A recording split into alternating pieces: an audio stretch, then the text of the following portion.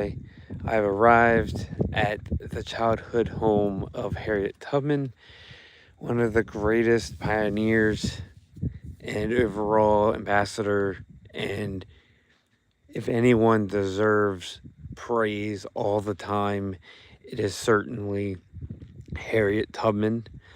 Um, I've been fortunate enough to actually live not too far from both this location and also Frederick Douglass's location.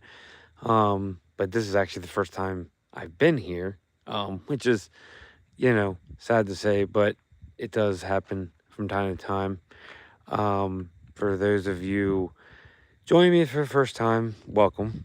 For those of you who follow me, um, I appreciate the constant, um, you know, fellowship and never ever stop living your dream and doing the best you can. But moving on, as you can see from the sign here, it says Harriet Tubman, 1822, which is sort of debated whether it's 1821 or 23, but they're kind of figuring 22 to 1913. She was self-liberated in 1849, and she returned over a dozen times to lead around 70 enslaved people to freedom, serving the Union Army, gathering Renaissance intelligence.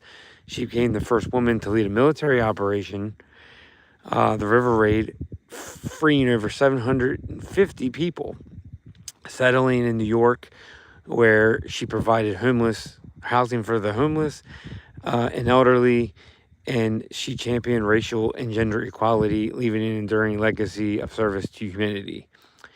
And she's actually buried in New York, just outside Auburn. So unfortunately, I won't be able to visit that location, but maybe one day, you never know. Some things people may not know is that she actually was separated from her father, her mom, and I want to say her 7 siblings all came down this road here, down to that house in that general vicinity, where they were unfortunately endured many, many days and years of torment. And ironically, her father, I want to say, is about 2 miles that way, but it could be that way as well. It doesn't really say on the map where exactly the location of the plantation slash farm was. But, the best thing in this case was that she refused to give up, and she was determined to be free and not held back, and to basically achieve greatness, not just on her own, but she always encouraged everybody else to do the best that they could do. And she didn't care about being caught because she was confident in what she did. And I also apologize because the road's a little bit busier than I expected. But, you know, the uniqueness of Harriet Tubman is that she actually never got sold to a family other than being born into this one. I think it's like Bolot was the name. And it's unfortunate she was born into slavery to begin with. But unfortunately for her, 2 of her sisters were born or were sold off into the Deep South. And she actually, at one time, when she went down to North Carolina, Georgia area, she did look for them, trying to save her siblings, but ultimately her sister had passed by the time she had a chance to even attempt the rescue. But she did save her children, and that alone is pretty impressive. So she saved her niece and nephew and other family members as well.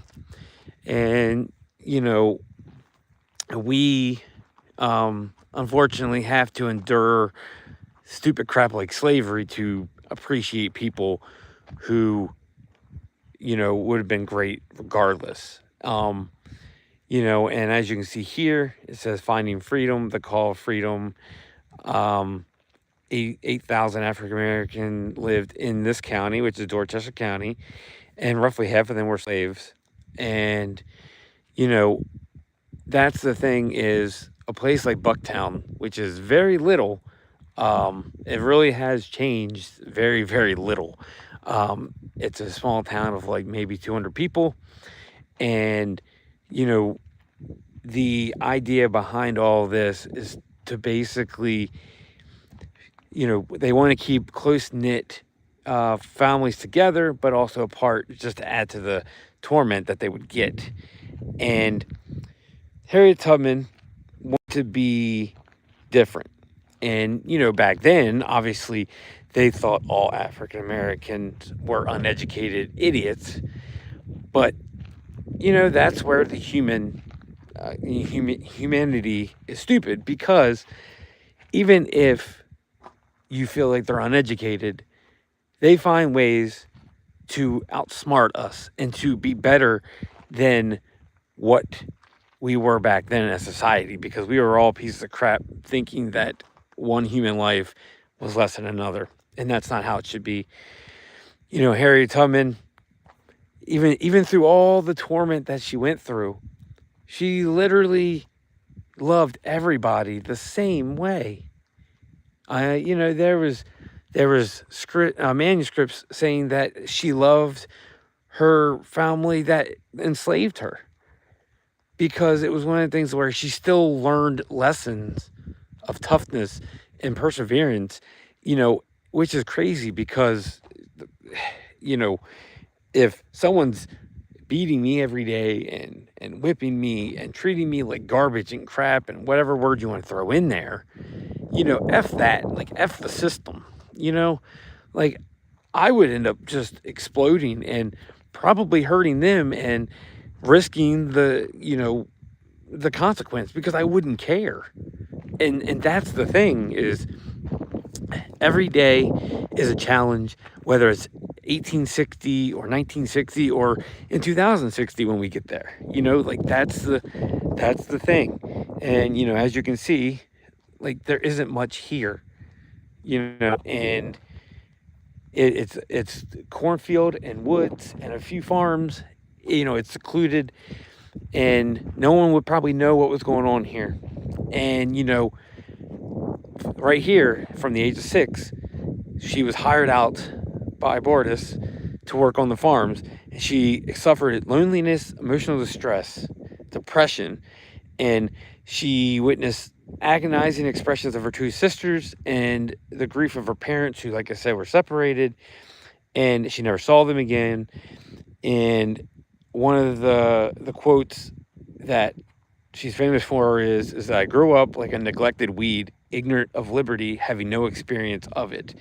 Then I was not happy or content. So that should show you right there that she understood what was going on. But, unfortunately, the suppressed, she was trying to be kept down and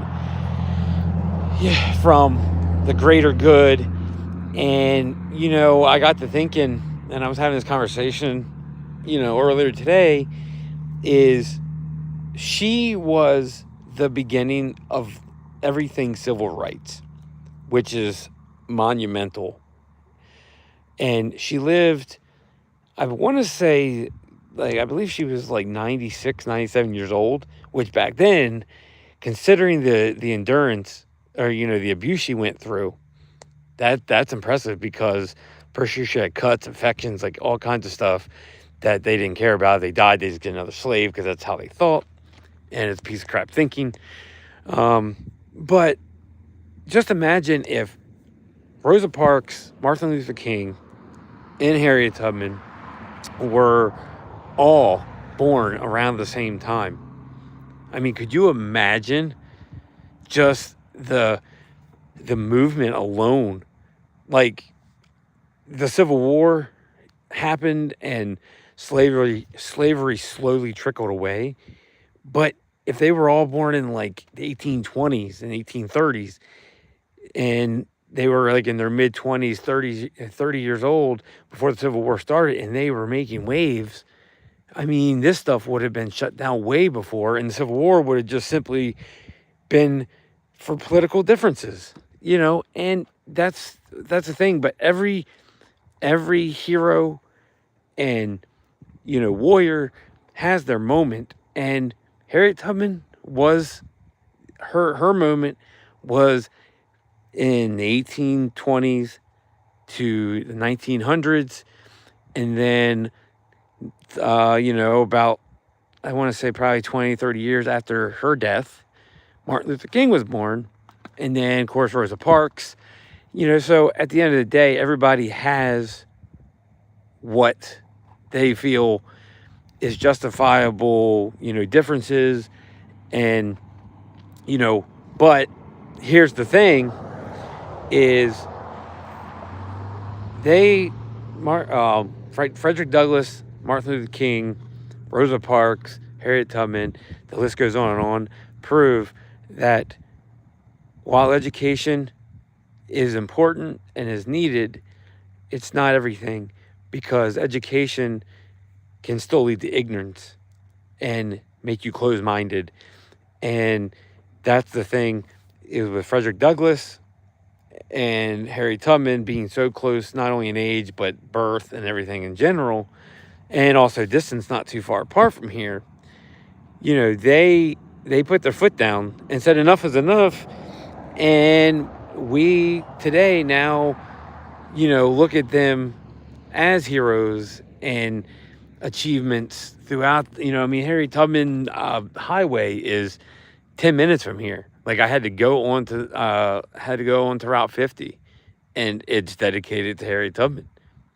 And it's Frederick Douglass the same way. He's got an area dedicated to him. Because it might take a while, but people are finally realizing that slavery shouldn't have ever happened and it was stupid. And Harriet Tubman, I believe, in the city of Cambridge, had a statue revealed probably I want to say like 3 weeks ago, maybe a month. So my idea is to eventually get to that point where I go visit that as well. And I just want to thank everybody for their time and understand that, I can be versatile. I can be open-minded. I can understand what people need and want to hear, but the truth also needs to be told from a different perspective. And and when they're no longer around, their voices seem to fade. But like I said, she definitely deserves her own coin, her own dollar bill. She deserves, obviously Black History Month should be every day. Just heroes and everybody in general. You should never have to have a month to dedicate to greatness. But unfortunately, that's how we do it around here. We only want to appreciate them 1 month out of the year, which is stupid. But anyway, Casual Sports Guy signing off. I appreciate you. I love you all. Like I said, please like, subscribe, and I'll catch you at the next stop.